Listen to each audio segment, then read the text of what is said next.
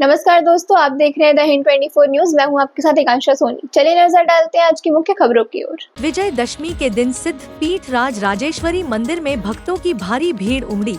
इस दिन मंदिर में अखंड ज्योत को पूर्णाहुति दी गई एवं नवरात्रि के प्रथम दिन कलश स्थापना के बाद एक मिट्टी के पात्र में शुद्ध मिट्टी डालकर उसमें जौ के बीज बोए जाते हैं। इस पात्र को देवी के समक्ष स्थापित किया जाता है और प्रतिदिन इसे जल अर्पित किया जाता है। जौ के बीजों का उगना जीवन में नई ऊर्जा, उन्नति और शुभता का प्रतीक होता है। मंदिर में करीब 2000 जौ बोए गए थे।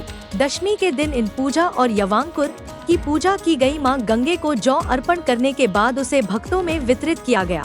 यह जौ देवी अन्नपूर्णा का प्रतीक माना जाता है। नवरात्रि में जौ बोने का महत्व है और जौ के अंकुरित होने से घर में सुख समृद्धि आती है।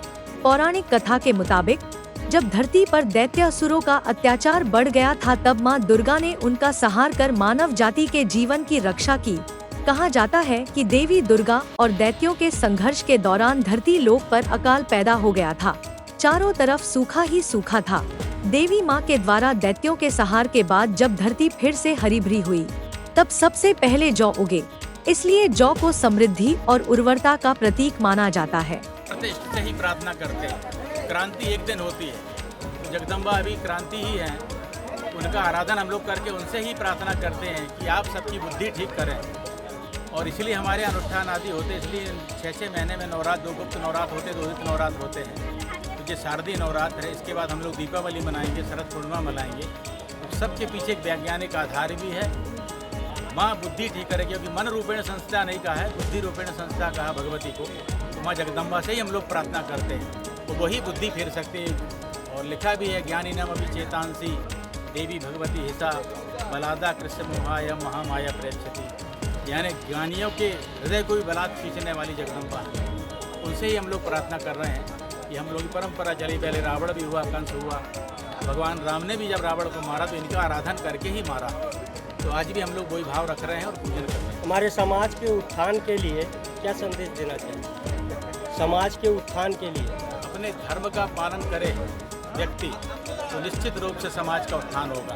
अपने बच्चों को अच्छे संस्कार दे व्यक्ति, धार्मिक शिक्षा दे व्यक्ति, इससे हमारे समाज का निश्चित रूप से उत्थान होगा। क्योंकि समाज से ही देश बनता है। व्यक्ति से समाज, समाज से देश। तो वर्तमान में यही है कि सनातन धर्म को पहचाने। हमारे जो ऋषि मुनि जिन्होंने इस संस्कृति को बचाने के लिए, इस धर्म को बचाने के लिए अपने शरीर को दिया। जो लोग धर्म से भटके हुए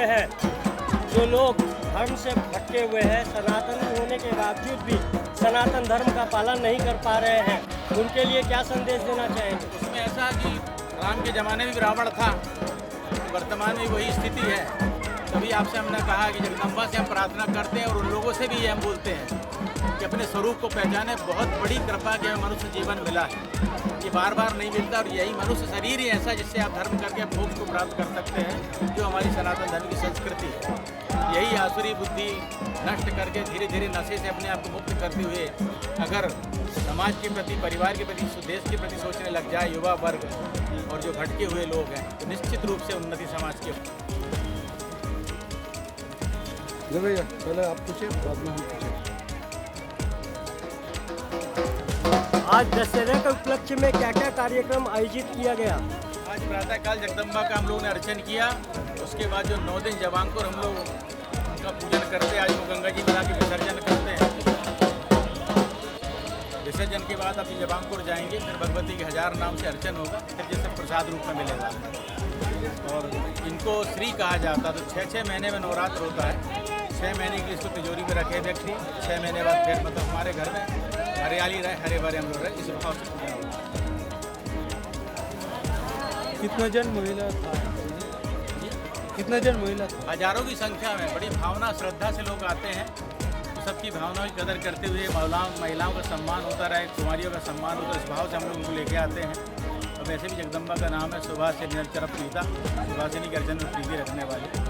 तो 9 दिन हम लोग उनकी सेवा करते हैं और महिलाओं की भी सेवा हम लोग करते हैं, मातृ रूप में, कुमारी रूप में, जिससे समाज का कल्याण हो। जहाँ पर नारी का पूजन होता है, वहाँ उस देश की श्री करी जाती है।